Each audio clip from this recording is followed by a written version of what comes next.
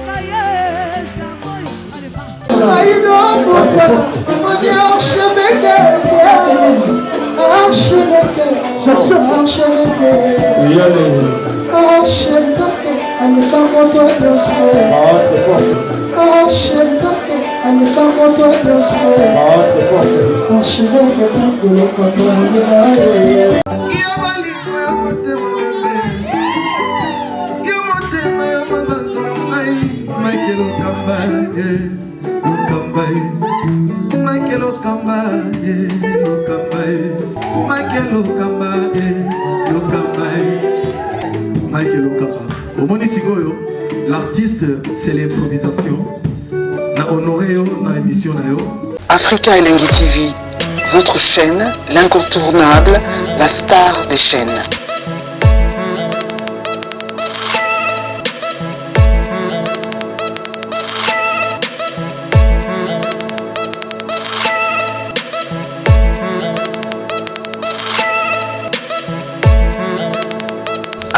Africa Elengi TV, la magie de l'info.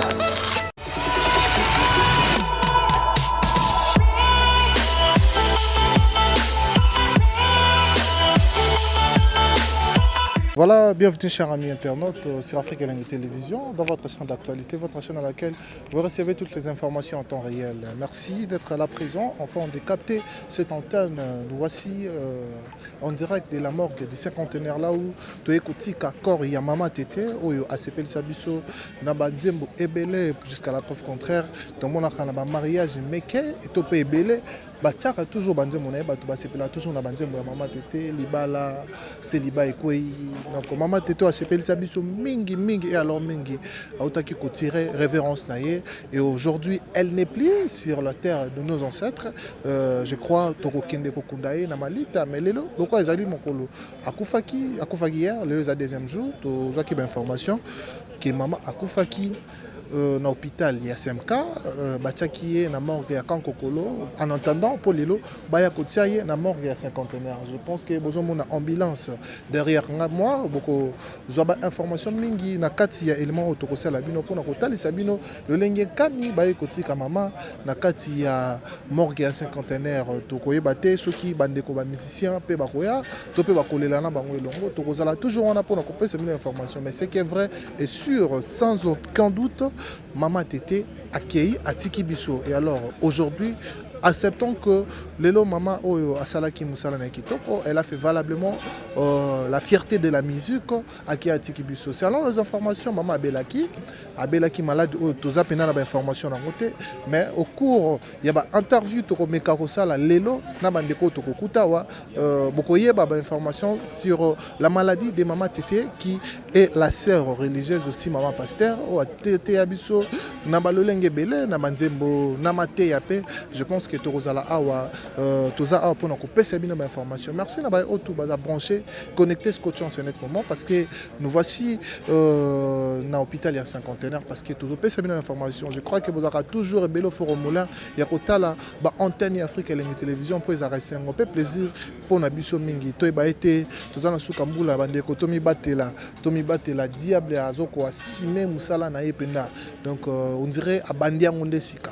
Parce que dans Soukambula, Makambola rebelle, Baliwa, Kokufa, ba maladie, pour preuve. Donc on a varié mon coébimi à Covid, one est misala à Satana. Donc on déco, topé ndeko moi sindeko mobali, place union sur la bison en mongawe, yeba comme battre la sieba, ko simba, le bon on a nzambe parce que yenda zali mo battre lipe mon pesi kimi après mon pesi sengo. Tout ça là effort et alors effort, ya kozala toujours nasé ya le bon on nzambe pour na to battement. Merci Nabino, au boza branché connecté ce que tu en ce net moment comme ça tout ça là interview et puis toko zonga na souka pour na koyebisa bino compte rendu.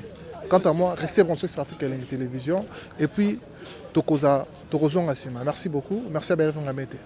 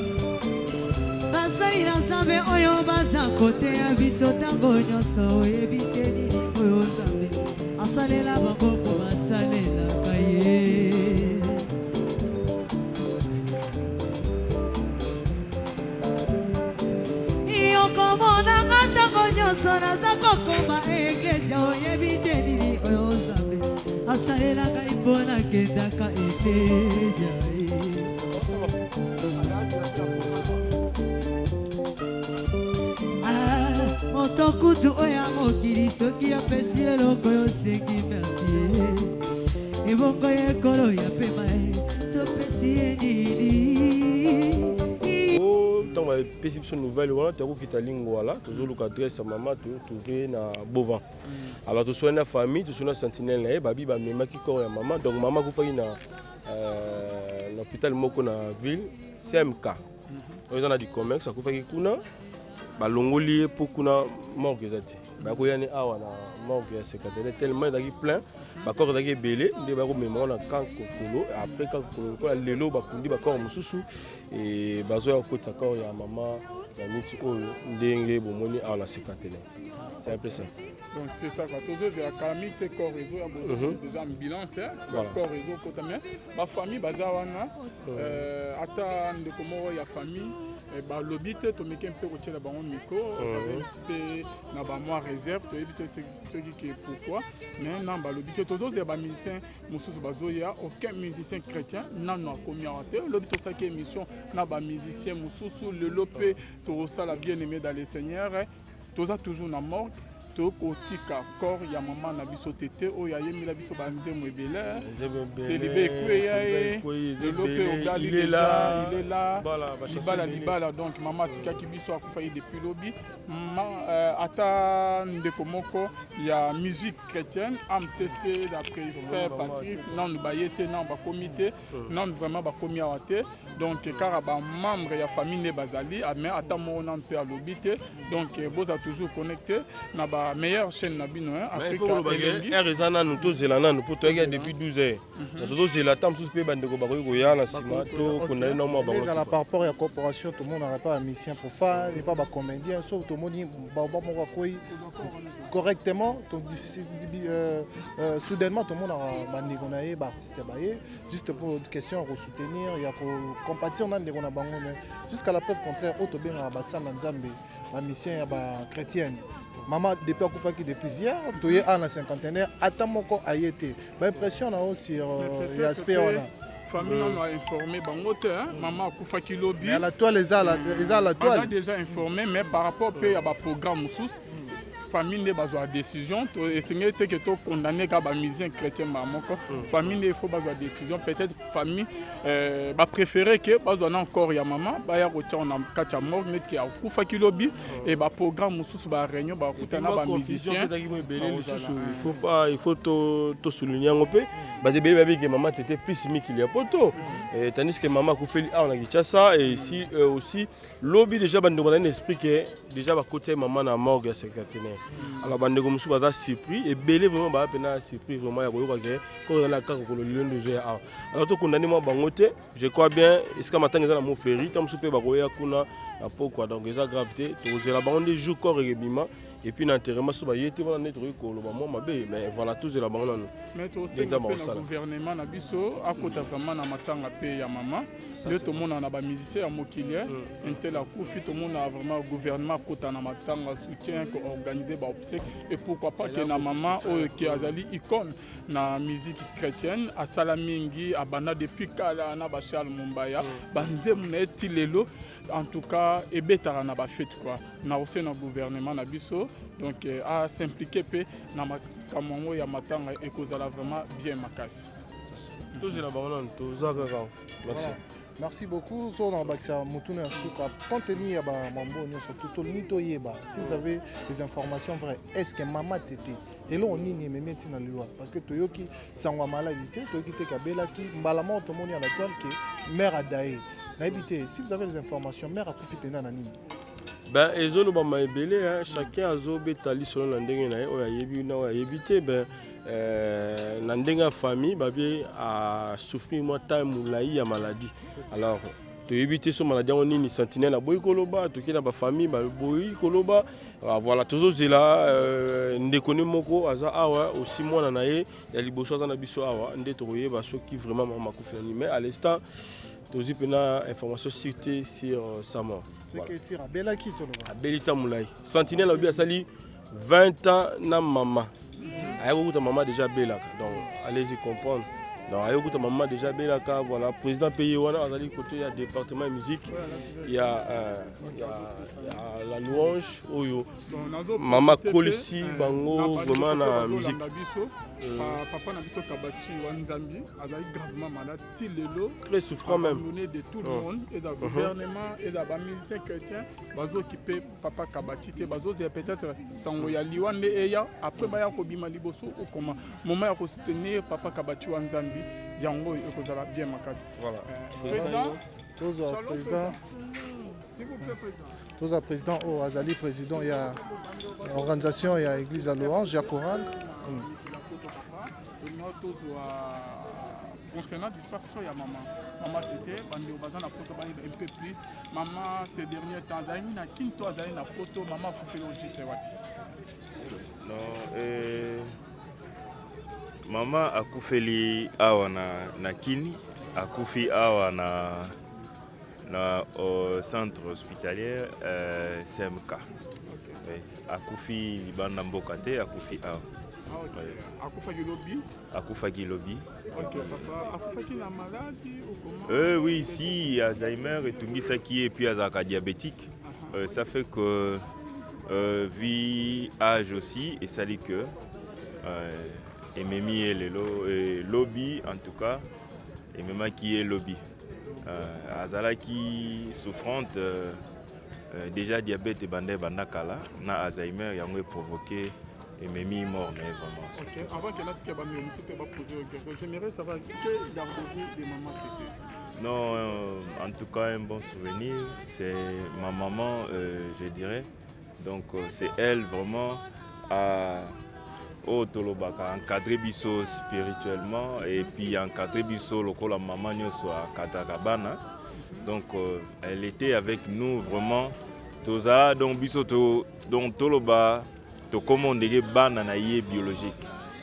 Donc on a commencé avec elle tout petit et les loyo to komi mikolo tozo continuer na musala nzambe toujours ensemble et l'omona ba directif pour maman tigela biso.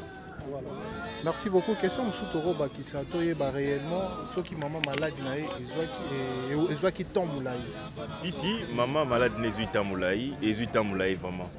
Déjà bah une année déjà. Okay. Et alors pour les noms maman Kofi, tout le monde présence il y a des missions chrétiens parce que tout le monde a ceux qui bon moi quoi on pense dire à un monsieur tout bien à mission profane tout peut na ba commander na ba commander la coopération na bango ba ya kambala moko pour soutenir tout peut assister moninga bango mais jusqu'à la preuve contraire tout le monde attend musicien chrétien mon côté quoi assister tout peut pour cotisa maman la mort.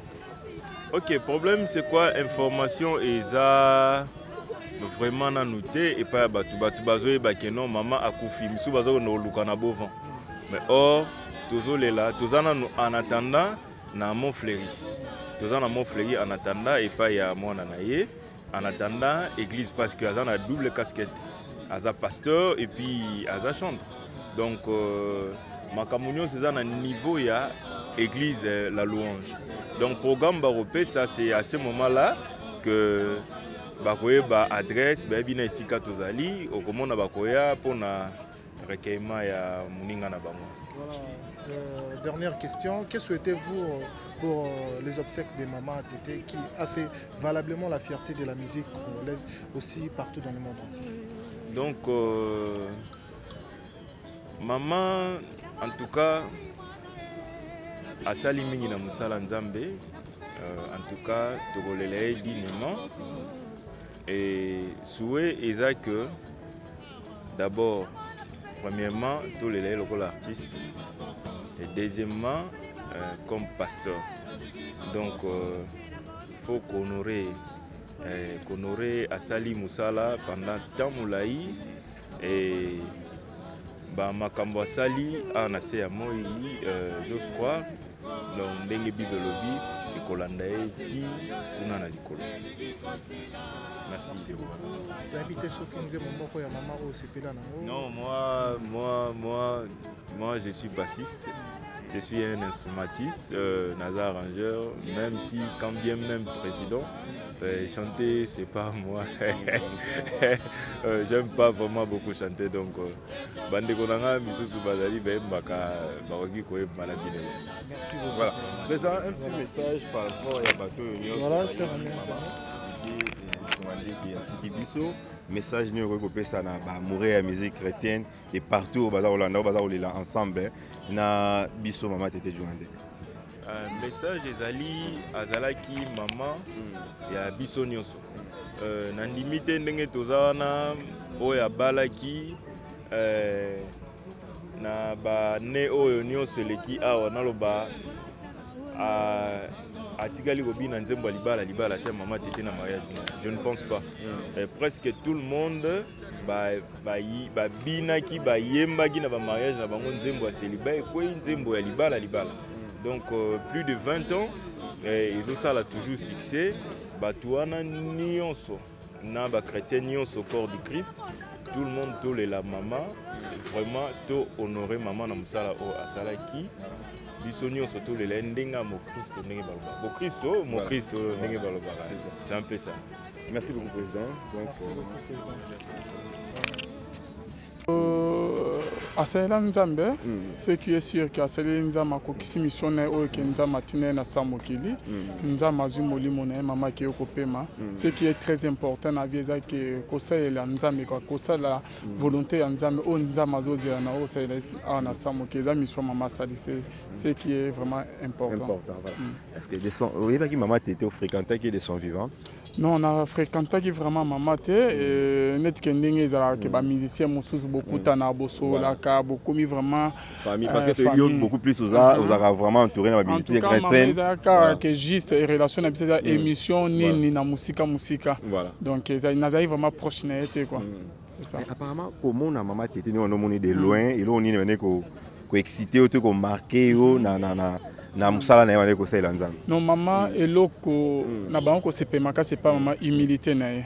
Malgré que sala ba album ba nzembo ekanga ki ne sala succès, maman succès tika ko matin na mapekate. Maman était toujours humble, humilité wana jusqu'à présent, mais elo na tika non pas maman quoi. Voilà. Oko benga yo s'approcher na yo sengi émission azaki plein na niveau moko oko kondimate. Voilà. Maintenant, lelo, maman tete akufi, soué na yo surtout mingi na ba mission chrétienne et puis na ba na nzambe par rapport à l'obsèque na ye. Non, par rapport à l'obsèque, ils ont des musiciens chrétiens, ils ont des AMCC parce que les musiciens chrétiens, ils ont des AMCC, ils ont des AMCC, ils ont des AMCC, ils ont des gouvernement pénabiso, tout s'impliquer dans les camarades et que ça l'a bien marqué, surtout que la maman a honneur, tout le monde sur le coup, que vous n'êtes pas dans le quoi. Voilà. C'est ça. Merci beaucoup, Alvin. Merci beaucoup, mon frère.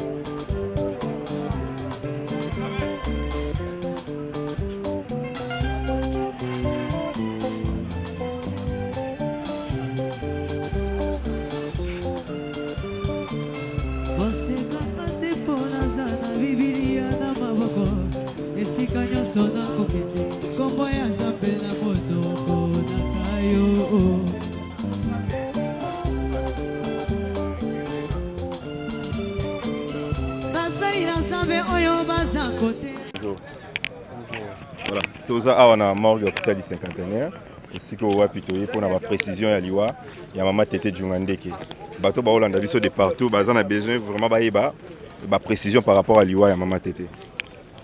Bon, Dieu a donné, Dieu a repris, maman a délégué Mamouké. C'est tout ce qu'on peut dire pour l'instant. Voilà. Hein, c'est tout ce qu'on peut dire pour l'instant. On est encore en famille jusque-là. Voilà. Tu veux qu'on dépose corps en morgue. Programme mon impesamité. Je pense qu'incessamment, dans les quelques heures, vous aurez précision sur l'organisation des obsèques dignes de sa servante parce qu'elle a combattu le bon combat, elle a toujours été là, suivant. Elle est pasteur d'abord de surpoids. Au-delà d'être notre maman, c'est le pasteur. Je pense que l'église corps du Christ sera informée très bientôt. Voilà.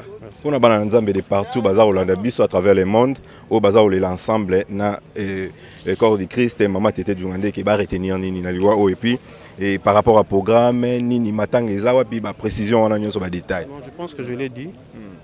Maman tete Djungandeke c'est une icône de la musique chrétienne, c'est une servante de Dieu et sa réputation a suivi par rapport à la renommée et par rapport au succès qu'elle a connu dans l'exercice de son ministère. Voilà. Donc, très bientôt, vous allez la fixer sur le programme. Merci beaucoup, M. Jimmy. Merci beaucoup. Au revoir.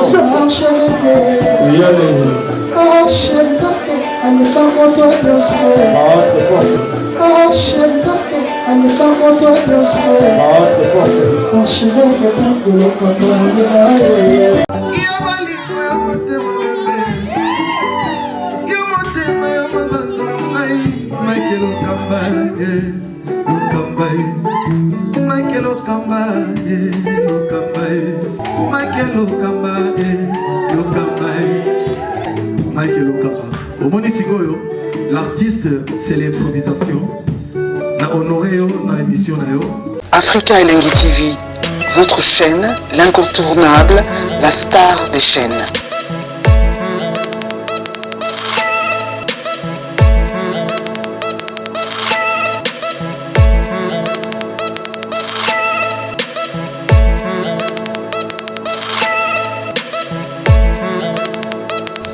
Africa Elengi TV, la magie de l'info.